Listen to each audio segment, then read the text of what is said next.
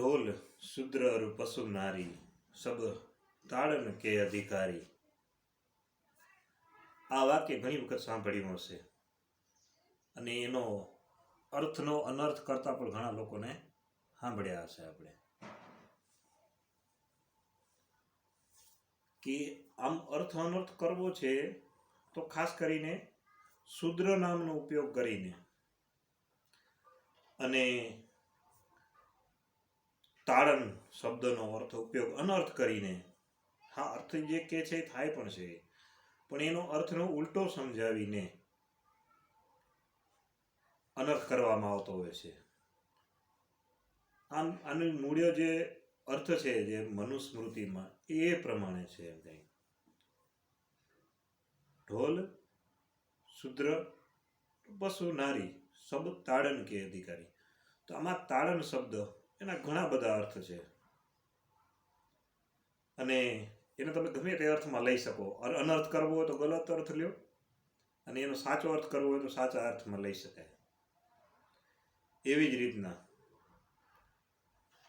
ઢોલ છે તો એના માટે તાળનનો અર્થ એ છે. તાળન એટલે તાળવું, તાળ એટલે તાલ, લયબદ્ધ તરીકાથી નિયમ પ્રમાણે જે તાલ મળે એને તમે તાલથી વગાડો તો એ સારો સૂર આપે.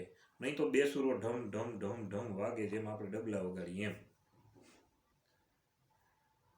એક તાળનનો ઢોલ માટે અર્થ એ છે. ઘણા અર્થ એવા હોય છે, જેમ કે એક વાક્ય છે કે મેં કહ્યું રોકાઈ જા રોકાઈ જા રોકાઈ જા, પણ જવાની એ તો જવાની જ ને. આમાં જવાની બે શબ્દ અલગ કર્યા છે, બેનો અર્થ અલગ છે. નામ બધી એમાં કોઈ જાતનો ફરક નથી જવાની જવાનીમાં, પણ એક જવાની એટલે કે યવન છે, જુવાની છે, અને બીજા જવાનીનો અર્થ કે એને જવું છે તો એ જવાની જ છે, રોકાવાની નથી. એ રીતના ઘણા બધા એવા શબ્દો હોય છે કે એના અલગ અલગ અર્થ થાય. ખાસ કરીને કવિઓ લેખકો એ આવા ખાસ ઉપયોગ કરતા હોય છે કે એક અર્થ શબ્દના બે ચાર અર્થ થતા હોય આવો ઉપયોગ કરતા હોય છે. એમાં તાળનનો પણ અલગ અર્થ છે. પછી વાત છે શુદ્રની. તો શુદ્ર અત્યારે એક જાતિવાચક શબ્દ બની ગયો હોય જે તે સમયે, ઘણા સમયથી છે ભલે, પણ જ્યારે વર્ણ વ્યવસ્થા કરવામાં આવી ત્યારે વર્ણ કર્મ આધારિત હતા, વંશ આધારિત નહોતા. જેમ કે બ્રાહ્મણ છે તો એ બ્રાહ્મણનો દીકરો બ્રાહ્મણ જ હોય એ જરૂરી નહોતો, ક્ષત્રિયનો દીકરો ક્ષત્રિય જ હોય એ જરૂરી નહોતું.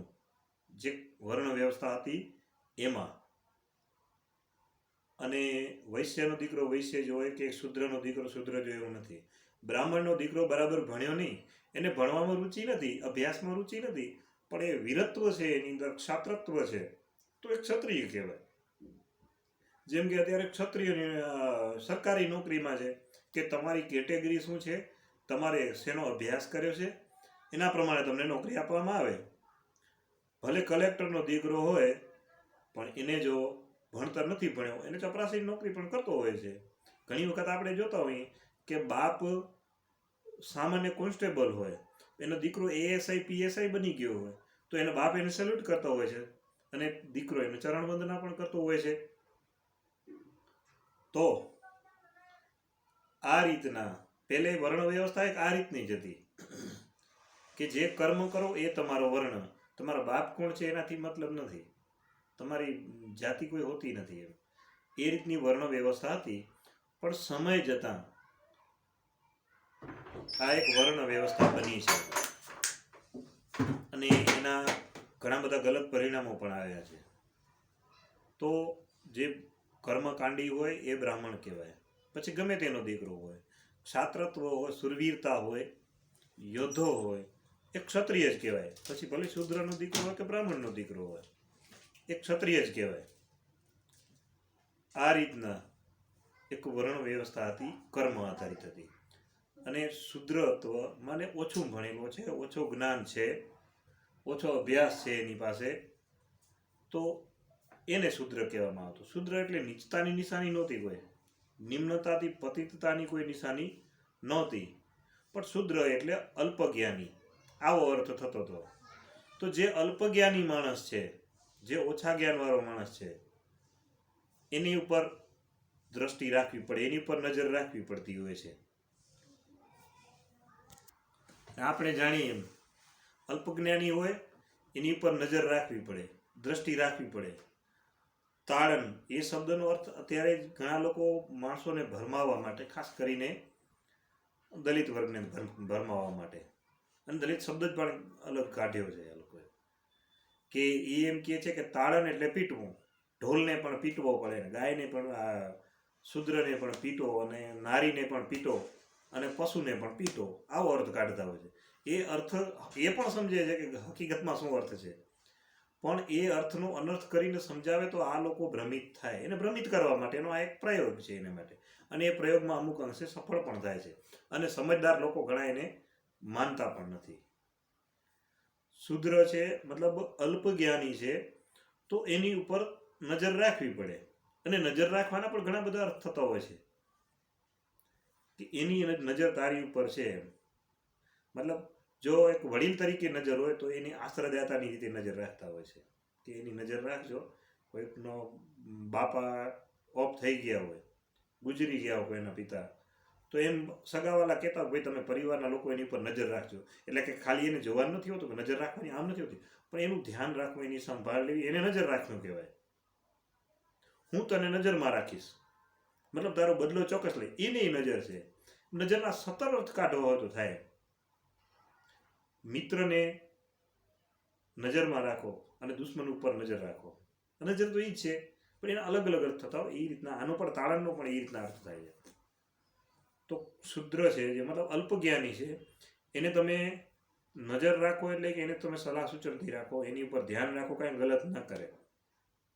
જે વિષયનું જેને જ્ઞાન નથી, જેમ કે બ્રાહ્મણ છે એને તમે હળ ચલાવવા મોકલો, જે જ્ઞાની કર્મકાંડી છે એને, ભલે વિદ્વાન હોય, 4 વેદોનો જ્ઞાતા હોય, પણ એને હળ ચલાવવા મળે તો એની ઉપર નજર રાખવી પડે. કેમ કે એ વિષયમાં અલ્પજ્ઞાની છે. એક કુંભાર છે એને તમે સોનાના ઘરેણા બનાવવા આપો તો એની ઉપર નજર, એની ઉપર તાળણ રાખવી પડે, નજર રાખવી પડે. કેમ કે એ વિષયમાં એ અલ્પજ્ઞાની છે, એ વિષયમાં એ શુદ્ર છે. શુદ્રનો અર્થ અલ્પજ્ઞાની, અને એ વિષયમાં અલ્પજ્ઞાની હોય એની ઉપર નજર રાખવી પડે. મતલબ એને તાળણનો અધિકારી આ રીતના કે એની ઉપર નજર રાખવી પડે. ઘણી વખત કે ને એ ઓની ઉપર જોતો એ મને ક્યારનો તાળ્યા રાખે છે, તાળ્યા રાખે છે મતલબ નજર કર્યા રાખે છે, મારી ઉપર દ્રષ્ટિ રાખે છે. શુદ્ર અને પશુ. હવે પશુ શબ્દ જે આવે તો એમાં એવું અર્થઘટન કરે કે પ્રાણી. પ્રાણીનો અર્થ શું થાય? પ્રાણી એટલે જેની અંદર પ્રાણ છે એ પ્રાણી કહેવાય. પ્રચલન કરે છે અને પ્રાણ છે એને પ્રાણી કહેવાય. એમાં મનુષ્ય પણ આવી જાય પ્રાણીમાં. પણ પશુ એનો અર્થ થોડો અલગ થાય છે. એમાં 4 પગવાળા પ્રાણી કે બધાને ન લઈ શકાય, ભલે એને પશુ કહીએ છીએ આપણે, પણ પશુ એટલે કે જેની અંદર પાસવી છે, જે પશુતા છે, જેની અંદર, જેને આપણે નરાધમ કહીએ છીએ, અત્યાચારી, મતલબ એનું વર્તન પાસવી છે, તો એને તાળવો જોઈએ. એટલે કે એને પ્રતાડિત કરવો જોઈએ. જે નરાધમ છે એને દંડ આપવો જોઈએ. એનામાં તાળણનો અર્થ દંડ થાય છે. એને દંડ આપવો જોઈએ, એને દંડિત કરવો જોઈએ, કે જેની અંદર પાસવી વૃત્તિ છે, જેની સ્વભાવ પોતે પાસવી છે, પશુતા છે જેની અંદર. પશુતા એટલે પ્રાણી નહીં, પશુતા એટલે નરાધમતા, જેને ક્ષમાને યોગ્ય કાર્ય ન હોય એને પશુતા કહેવાય. જેની અંદર દયા નથી એને પશુતા કહેવાય. કરુણા નથી એને પશુતા કહેવાય. જેની અંદર પશુતા નથી એના તાળણનો અર્થ એ કરવામાં આવે, પશુતા છે એની અંદર તાળણનો એ અર્થ કરવામાં આવે છે કે એને દંડિત કરવું, એને પ્રતાડિત કરવું, પાસવી વૃત્તિવાળાને, એની પણ તાળન કરવું જોઈએ. એ તાળનનો અધિકારી છે. અને નારી તો એમ કે છે કે આ મનુસ્મૃતિમાં તો આવું લખેલું છે, નારીનું પણ અપમાન કરવામાં આવ્યું છે કે એને પણ પીટો. એવું ક્યાંય નથી. તાળન એટલે દ્રષ્ટિ રાખવી. આમાં પણ દ્રષ્ટિ રાખવી, પણ ઓલી દ્રષ્ટિ અને આ દ્રષ્ટિમાં ફરક છે. એમ કે છે કે તો સ્ત્રી ઉપર દ્રષ્ટિ રાખવી તો પુરુષ ઉપર કેમ નહીં?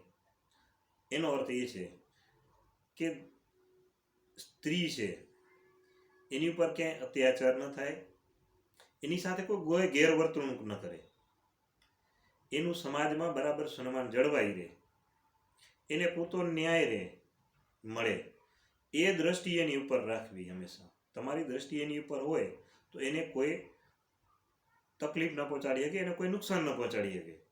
મારા કહેવાનો અર્થ સમજે ને? મતલબ એ તાળણ એની ઉપર હોવું જોઈએ, એની ઉપર દ્રષ્ટિ રાખવી. અત્યારે તો બધા વાહનથી બધું વ્યવહાર થાય છે. આગળ જમાનામાં લગ્ન પછી 12 મહિના 2 વર્ષે આણું લઈને આવતા. તો આણું લઈને આવે ને તો એનાથી વડીલ એની સાથે હોય, બાળકની સાથે બાળકને ન મિલે, નહીં તો વડીલની તો લાજ કાઢતા આગળ જમાનામાં. તો કે છે લાજવાળા સાથે થોડુંક કન્ફર્મેન્ટ એને અનુકૂળ ન પણ લાગે, પણ છતાંય એનાથી મોટા હોવાનો મતલબ સક્ષમ વ્યક્તિને મોકલે, નહીં તો દેરને મોકલે, એના ભત્રીજા ભાણેજને પણ મોકલી શકે, પણ એ નાની ઉંમરના હોય એટલે એ એની જવાબદારી ન નિભાવી શકે, એ સ્ત્રીની રક્ષા કરવા માટે સક્ષમ હોતા નથી. એટલે એના વડીલ કોઈ પણ હોય, એના સસરા હોય, એના જેઠ હોય, એના કાકાજી સસરા હોય, એને આનું વડાવવા માટે મેલતા હોય. અને પછી એ લોકો આવે જ્યારે વળતા, ત્યારે હંમેશા સ્ત્રી આગળ હોય અને ઓલે પુરુષ એનાથી થોડો પાછળ હોય, થોડો એટલે કે 15-20 મિનિટ પાછળ ચાલતો હોય, સ્ત્રી આગળ હાલતી હોય, એટલે એની દ્રષ્ટિમાં રહે. ઘણી વખત એવું થાય કે ભાઈ આગળ હલે જાય ને સ્ત્રી જો પાછળ હોય તો એની પાછળ એની સાથે કોઈ હરકત કરી શકે ને ઘણી જગ્યાએ ઉપાડી પણ જાય.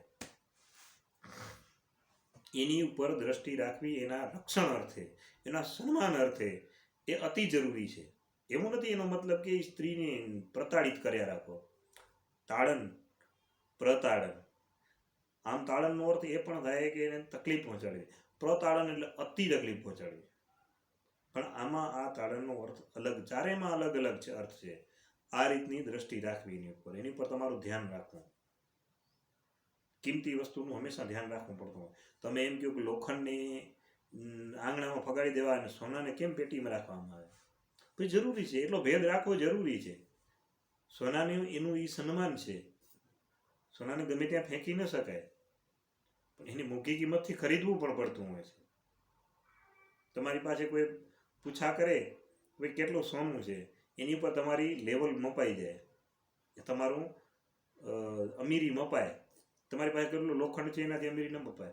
એવી રીતના દીકરો ક્યાંય ગયો તો અને ક્યાંય કોઈ 2 થપ્પડ મારી દીધી અને ફરિયાદ કરે આવીને બાપા મને આ માણસે મારી, થપ્પડ મારી, તો આપણે એને સામે એ જવાબ દેતા હોય છે, શું તારા હાથ નહોતા? તારા હાથ ક્યાં લકાડેલા હતા? ફેરવીને 2 નાખી ન દીધી? એની જગ્યાએ દીકરી ખાલી એ લપણ તો દૂરની વાત હોય, એમ કે મારી સામે ઓલો માણસ જોતો હતો, ખાલી નજર રાખી મારી. બાપના ભવા આધાર ચડી જતા હોય છે અને સામેવાળાને એક દંડિત કરવાનો પ્રયાસ કરતો હોય છે. બાપ હોય, ભાઈ હોય, ઘરનો કોઈ પુરુષ હોય. એટલે દીકરીને સોનાની કિંમતી રીતે ગણતરી કરવામાં આવી છે, એટલે એની ઉપર નજર રાખવાની. એવું નહીં કે ક્યાંક ગલત થાય, હા હોય છે કદાચ ગલત પગલું પણ ભરી ન બેસે, એના માટે પણ દ્રષ્ટિ રાખવી જરૂરી છે.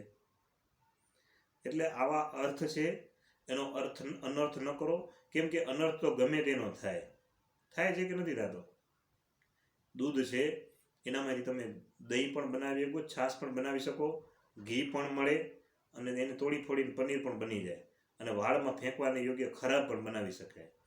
એટલે તમે એની સાથે એ શબ્દની સાથે કેવું વર્તન કરો છો, એને કયું વિશ્લેષણ લગાડો છો, એનો કઈ રીતના પ્રયોગ કરો છો, એ મહત્વનું છે.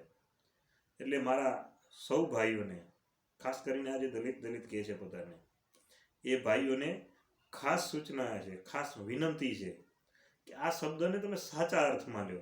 તમને ભરમાવાવાળા અત્યારે ઘણા છે, ગલત રીતે ભરમાવા, કેમ કે ધર્મને તોડશે તો દેશને તોડી શકશે.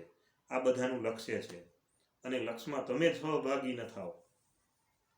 તમારો સમાજ તમને સન્માનવા માટે તૈયાર છે. ઘણા એવું કહેતા હોય કે આગળથી અમને આવી તકલીફો થઈ, આ થઈ, તે થઈ. જે તે સમય હતો કે માણસો આ આપણે સીટમાં ને એમાં કોઈ કારણથી માનવા માંડી ગયા હતા, એ ગલત જ હતા. એના પાછળના કોઈ કારણ હશે તોય રામ જાણે. અત્યારે તમારો સમાજ તમને સન્માનવા માગે છે, અને આવા ગલત અલંકારો આપી તમને ભરમાવા માગે છે. તો કોઈની ભરમાહટમાં ના આવો. પહેલેથી તમારા સમાજમાં તમારું ભલે એમ કહેતા હોય કે તમારું સન્માન નથી, પણ તમને ખ્યાલ હશે કે કોરી પાટ હોય તો પેલો રખિયાના દીકરાને બોલાવવામાં આવે, દાન કરવાનો સમય આવે ત્યારે ભંગીના દીકરાને પહેલો બોલાવવામાં આવતો હોય છે. હંમેશા જ્યારે સાતમ આઠમના મિષ્ટાનો બનતી ને ત્યારે પહેલા ગામની જે કોઈ પણ ગરીબ વસ્તી હોય, ચાહે કોઈ પણ જાતની હોય, એને પહેલા જમાડવામાં આવતા, પછી જમતા. આ એક સનાતન સમાજની સભ્યતા છે. ક્યાંક ચૂક રહેતી જ હોય છે, કોઈ પણ સમાજમાં રહેતી હોય છે, ક્યાંય પણ કાલાંતરે આસ્તે આસ્તે ખતમ થઈ જતી હોય છે. પરિવર્તનને સ્વીકારવા વાળો સનાતન સમાજ છે. અને વધુમાં તો હું કાંઈ કહેવા નથી માંગતો, કેમ કે આપણો વિષય જ આ હતો. જય હિન્દ, વંદે માતરમ.